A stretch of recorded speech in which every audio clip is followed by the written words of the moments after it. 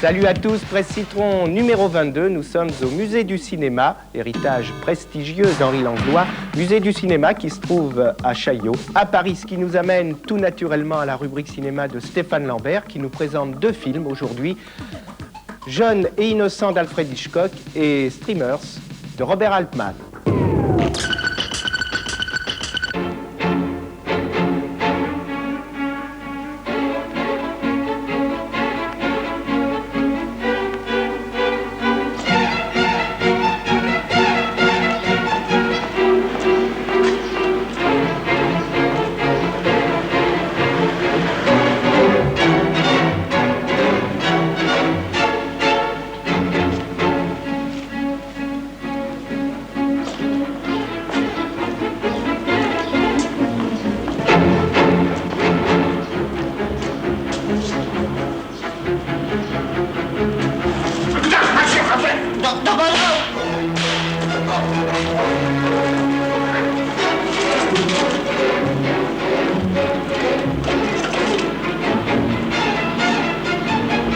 Evidence, you can have it back afterwards.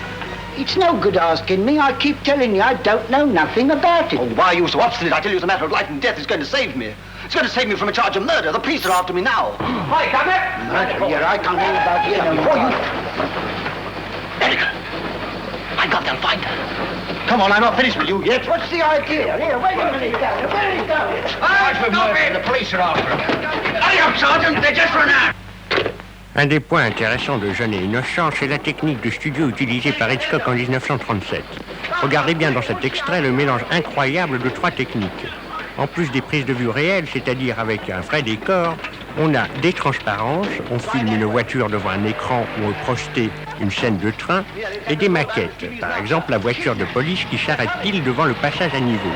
Ajoutez à la sauce un bruitage de pneus qui crissent et un montage ultra rapide, on est tellement pris par l'action qu'on n'y voit que du feu.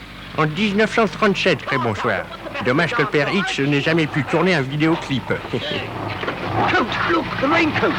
Hurrah, we've got it.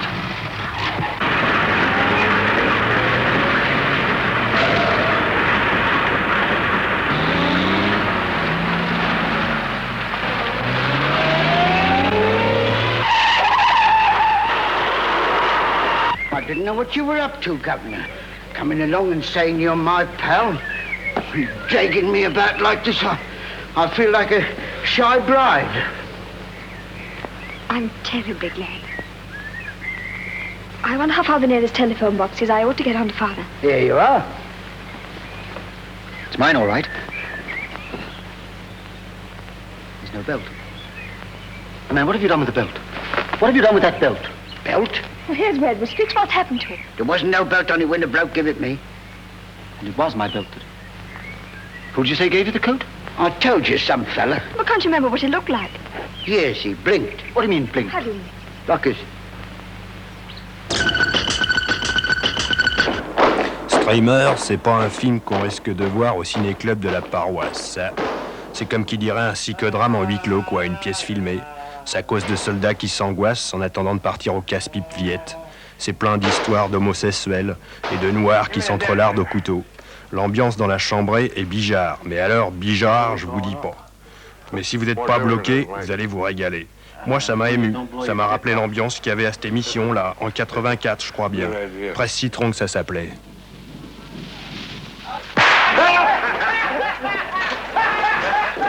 Oh, God. Too nuts to bring war against you.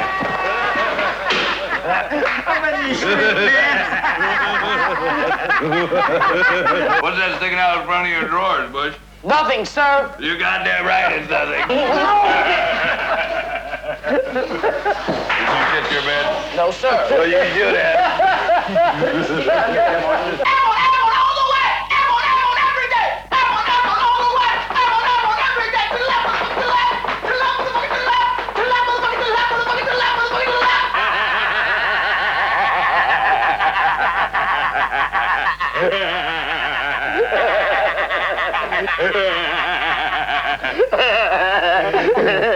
Me and Cokes have been in so much shit together, we ought to be brown. Hey, don't you think LBJ wants some scientists in that Vietnam in Disneyland, baby? Lord have mercy on the old son. He's going over there to be Mickey. Présenter les films sortis cette semaine avec en exclusivité pour Presse Citron une interview de Michael Jackson himself. Eh bien oui, aujourd'hui, dans les studios de Presse Citron, nous avons l'honneur d'avoir une interview exclusive de Michael Jackson. Eh bien, bonjour Michael, comment allez-vous aujourd'hui? Hello Michael, are you going today? Oh yeah man, I go with Michael, and you? Oui, homme, je vais avec ma voiture et vous? Yeah, Oui, et moi, non, si je vous ai là aujourd'hui, Michael, c'est pour que vous nous parliez de ce film qui sort en ce moment dans les écrans parisiens, ce film The Wiz, qui a la... Michael, can you speak about this movie, The Wiz? Oh yeah, The Wiz. I like it so much. I love The Wiz. It's a great big Il dit que The Wiz est un très très beau film qui a beaucoup plu aux funky, Rocky, Quincy. Yeah, it's funky rock and roll. Ah non mais ça va pas, c'est pas de la chirurgie esthétique, ça, c'est du cache-misère. Qui c'est ce type? Non mais ça suffit, enfin, de toute façon, vous êtes dans Non, on va parler d'une interview de Michael Jackson. Non, vous restez à votre place. Non, mais regardez-moi ça.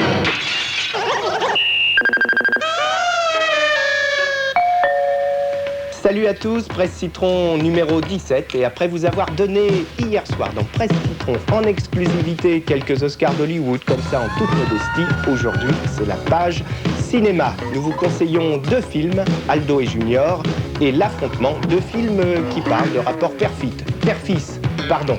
Pour Presse Citron, une petite mise en scène de Stéphane Lambert. Alors, mon fils, il paraît que tu es votre père. Mais comment? Mais non, c'est moi le père dans cette histoire, je crois plus rien. Et à votre avis de nous deux, là, qui a l'air le plus père? Bon, bah j'avoue, je suis le fils, d'accord, mais n'abusez pas de la situation, s'il vous plaît. T'inquiète, petit. Alors, ça fait longtemps que vous faites le fils? Très longtemps, ça commence à être fatigant. Et ça rapporte gros? Ah oui, notre syndicat, le syndicat des fils, a remporté une grande victoire en rendant obligatoire le versement de l'argent de poche en dollars. Possible. Mais mon syndicat, le CNPF, oui, le Conseil national des pères de famille, vous a bien eu avec la taxe sur le dip. Quant aux accords sur la non-prolifération du smurf pendant le dîner, hein? Et à part ça, qu'est-ce que vous faites dans le civil? Je suis prêtre, mon fils. Ah, c'est un... Mais vous partez déjà? Adieu, mon père. Adieu, mon fils. Chez nous, vous savez, les amateurs de BD sont servis en premier. Dites-moi, pourquoi n'y a-t-il que des BD belges sur vos murs? Oh, Lady, vous n'aimez pas la BD belge?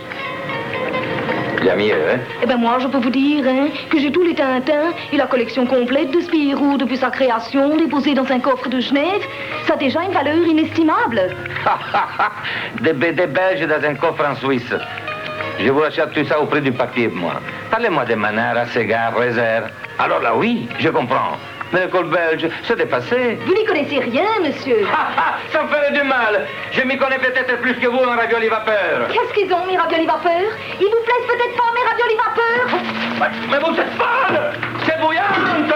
Ma pour le côté loufoque du rapport Papa Festone, pour les amateurs de Aldo Maccione, de la tarte à la crème, Aldo et Junior, un film de Patrick Schulman avec un script de Wolensky. Moi, je vois que ton père n'a pas changé. Toujours pas marié? On s'en occupe justement, mais ça a l'air mal barré, là. Sortez! Je prie pour moi! Je crois qu'il faut que j'y aille.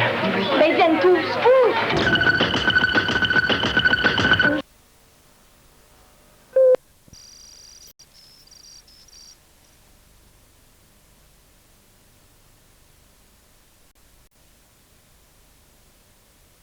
Aujourd'hui, L'Arbalète de Sergio Gobbi avec Daniel Auteuil, Le Fou du Roi d'Yvon Chiffre et Force à Gagne d'Alain Corneau avec Gérard Depardieu. Allez, vas-y le gamin, assure. Je suis dans Presse Citron et j'aime ça.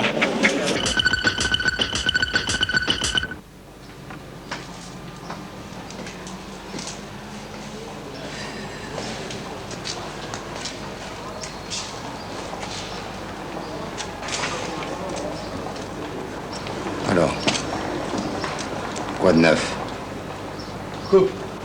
L'Arbalète de Sergio Gobbi, c'est le énième policier tourné à Paris, Requin-Campois pour être précis. On a demandé de quoi il s'agissait à deux acteurs du film.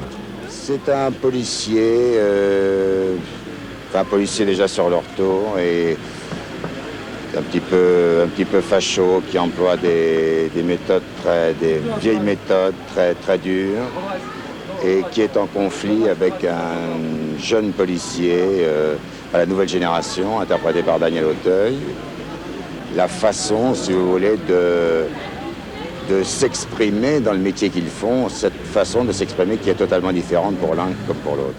Je joue le rôle du meilleur ami de Daniel Auteuil. On a grandi ensemble à Marseille, on est monté à Paris. Lui est devenu flic, je suis resté loupard. Et puis, Marcel veut ma peau, parce que j'ai fait quelques vaches-leux au début du film. Et Daniel va essayer de me protéger, donc il est pris entre deux feux, son métier de flic et puis son passé de loupard. 52 sur 2 premiers. Parti. Alors, quoi de neuf? C'est pour me demander ça que tu envoies ton bulldog me casser mes coups? Il va falloir que tu te bouges un peu. On va pas attendre 107 ans. Je te dis qu'il n'y a rien en ce moment. C'est pas mon avis. Je vais te laisser une dernière chance. Rencarde-toi chez les Viettes. Je veux des renseignements dans les 24 heures. Compris? Salut, petite. Coupe. Parfait.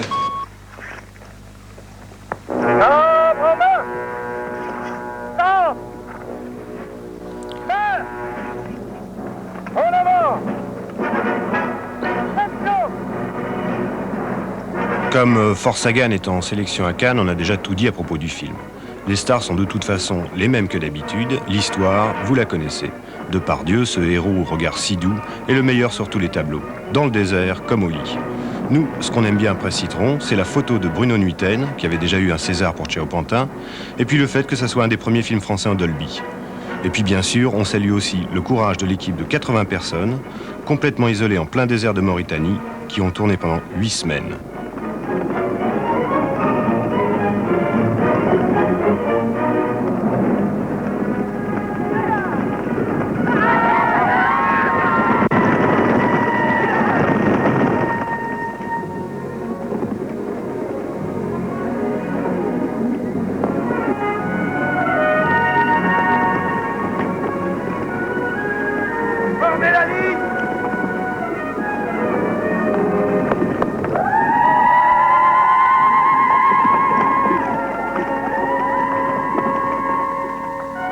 Ah, c'est lui. Zézé mouche Zézé. Le deuxième film du cascadeur Yvan Chivre, à voir pour Michel Leb, le comique du siècle. Et tenait dans son bec un petit plumage. À ce moment-là, la mouche repassait la mouche parce que poursuivie par le bourdon. La mouche et le bourdon. Une mouche poursuivie par un bourdon courait vers une fenêtre. Et une fenêtre avec un carreau.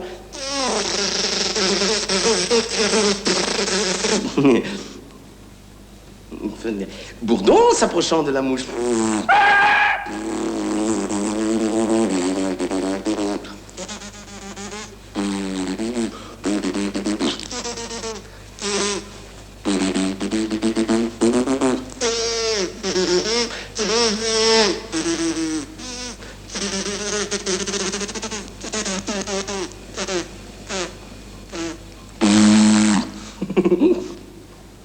Et la mouche s'approchant du coche, la mouche, et le coche tiré par des chevaux, les chevaux.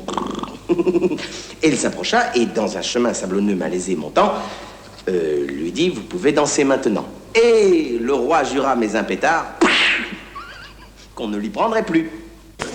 Quand vous avez des idées, des informations, des petits trucs et des cadeaux, vous nous écrivez à Presse Citron, CEDEX 733 75 807 Paris Prune.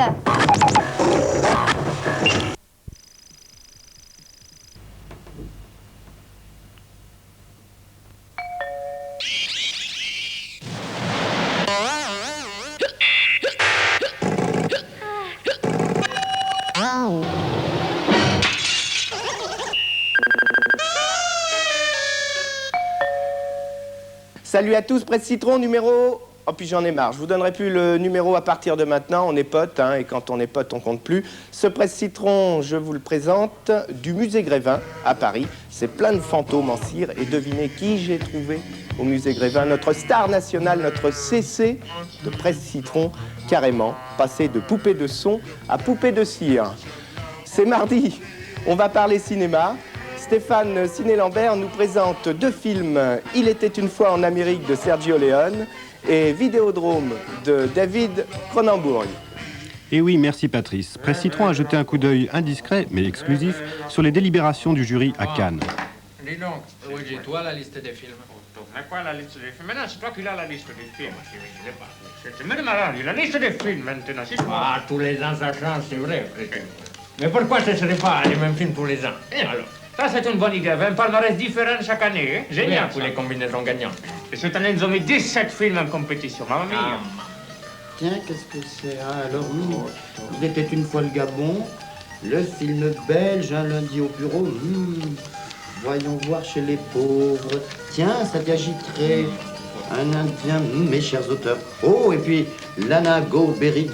Bon, la liste des films, on s'en fout, ok? Vois les donations. Ah, les donations, c'est moi qui les ai, que je m'occupe de ça. Ah, sur la porte. Mais que je te les donne pas tout de suite. C'est qui, c'est le président du jury? C'est moi le président du jury. Ah, mais c'est enfin, tout. C'était fou, la dignité est à l'homme, ce que l'homme est à sa dignité. Le cinéma sert l'auteur comme le percolateur sert le café. L'inextinguible transcendance du contraire. L'auteur de mon cœur. Tony, tu as regardé les films en compétition maintenant? Ouais, ça va se reposer un peu.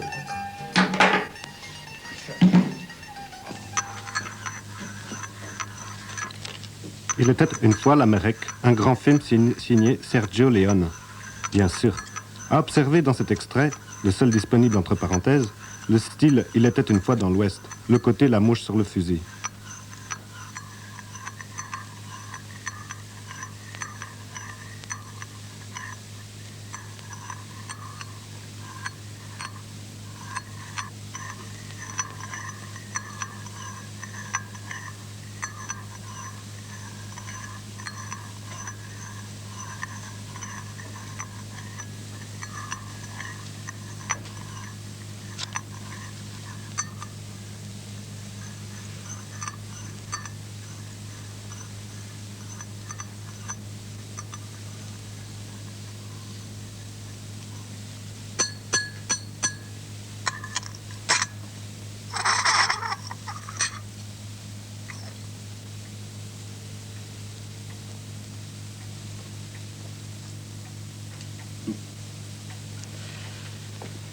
While you were on vacation, we were working overtime.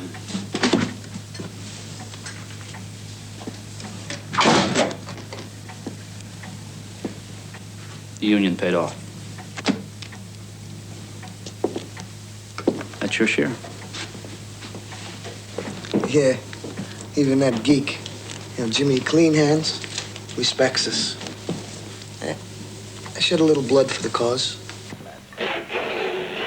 Malgré les critiques lamentables d'une presse borgne, je recommande instamment Vidéodrome aux amateurs de films d'horreur et de social fiction pernicieuse. Ceux qui n'en sont pas changent de chaîne tout de suite. Dans la carrière du réalisateur canadien David Cronenberg, ce film se situe entre le moyen Scanners et le médiocre Dead Zone, qui n'était qu'une commande. C'est son meilleur et de loin. Les acteurs principaux sont Debbie Harris, ex-Blondie, mais oui, et James Wood, qu'on voit aussi dans le film de Sergio Leone. L'histoire est d'une actualité brûlante. On y parle de télévision pirate, de sadomasochisme en direct et de vidéocassettes maudites. Âme sensible, abstenez-vous s'il vous plaît. Et maintenant, suivez-moi dans Vidéodrome.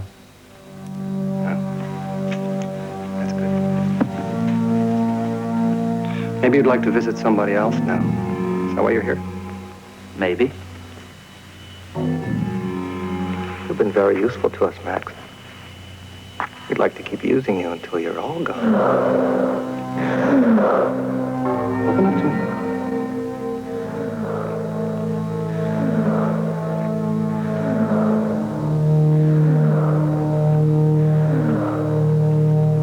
Got something I want to play for you.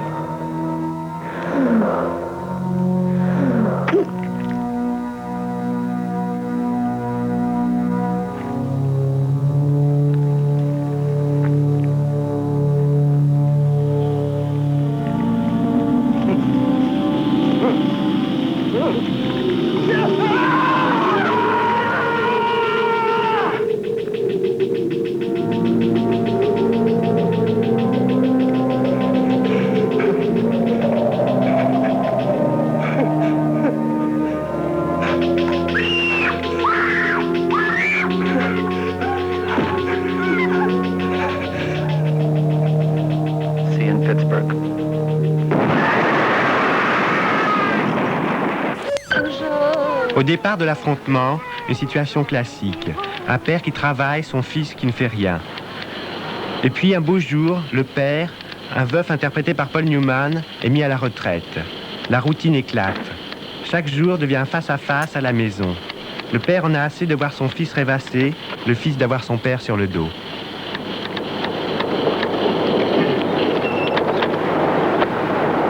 La journée a été courte. En quelque sorte. Ça veut dire quoi? Ça veut dire que ça n'a pas marché. C'est l'histoire de ce père qui a travaillé toute sa vie et qui perd la boule devant le vide de la retraite. C'est l'histoire de ce fils flemmard, fou de littérature et de surf, mais qui adore son père, son meilleur copain. Patiemment, naïvement, il lui montre qu'il y a autre chose que le boulot dans la vie. Dans la séquence qui précède cet extrait, le fils s'est fait renvoyer d'un job qu'il avait commencé le matin même, à la grande joie de son père. Vas-y, parle, je t'écoute. Mais qu'est-ce que je peux te dire? Tu comprends, dès le début, j'ai su que ça pourrait pas coller. J'y suis allé. J'étais venu pour écrire. Ils m'ont mis à une machine. J'ai bien failli m'en aller, mais j'arrêtais pas de penser à toi. Je voulais y arriver pour toi, papa. Tout ce que je devais faire, c'est mettre des cartons, alimenter une machine. Ils t'ont dit que tu seras obligé de faire ça toute ta vie? Non. Papa, je savais que même si j'avais le travail, ça ne me mènerait nulle part. Je veux pas passer toute ma vie à faire un travail qui ne m'intéresse pas. Ça n'a rien à voir.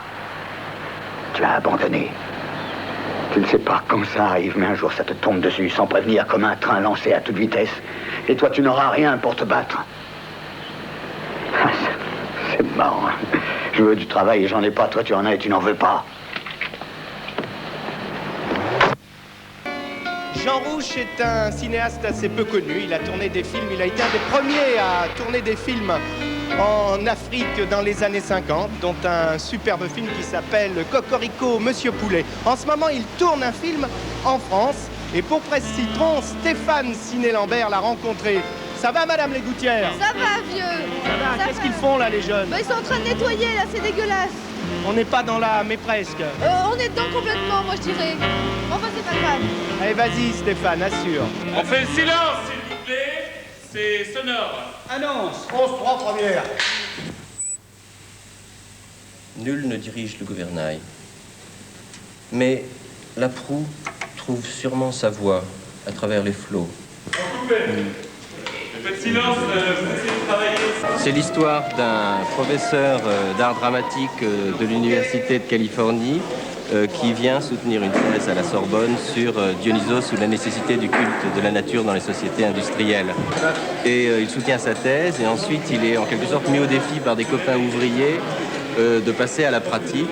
Il y a un chef d'atelier à remplacer pour réorganiser une usine et finalement la direction lui propose la création d'un prototype automobile qu'il construit avec des ouvriers venus des quatre coins du monde et c'est la résolution de la contradiction en fait entre travail et loisir, entre bruit et musique, puisque d'une nouvelle harmonie surgit un nouvel objet qui n'est pas seulement utilitaire. Il fabrique la voiture en musique et c'est une voiture musicale, très bon pour les embouteillages.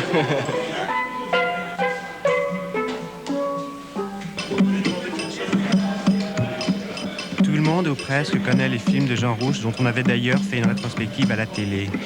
Personne n'a oublié Moi un noir, sa participation à l'an 01 ou bien Cocorico, Monsieur Poulet. Pour beaucoup, Jean Rouch, c'est l'Afrique noire dont il a été l'observateur attentif, mais aussi le poète. Mélange inimitable de cinéma-vérité et de cinéma-poésie. Aujourd'hui, Rouch revient au pays avec Dionysos qu'il tourne dans une usine désaffectée de Malakoff. En Afrique, quand il filme, il y a lui, sa caméra, et puis peut-être un ingénieur du son. En France, pour la première fois, c'est une grosse aventure avec une équipe lourde de 30 personnes et plein de moyens. Alors, bonjour les dégâts. D'un côté, les fidèles, les acteurs de Dionysos, des profs barbichus du CNRS et des étudiants fans de Rouch. De l'autre, l'équipe technique qui n'a jamais vu ça et qui s'arrache les cheveux. Au-dessus de la mêlée, Jean Rouch, qui transforme la routine d'un tournage sérieux en fête permanente. À noter la participation de Pierre-Yves Prieur, un décorateur qui a reconstitué un tableau de Chirico en volume, et un musicien pas croyable, Gilles Petit. Il faut qu'on ait de nouvelles couleurs pour que cet atelier soit joyeux à regarder. Il est joyeux à entendre Il faut qu'il soit joyeux à regarder. Alors il va appeler la maîtresse des costumes et tu proposes, mais il y a une solution, c'est de les peindre. Et on va commencer à peindre les tenues de tous pour les rendre gays.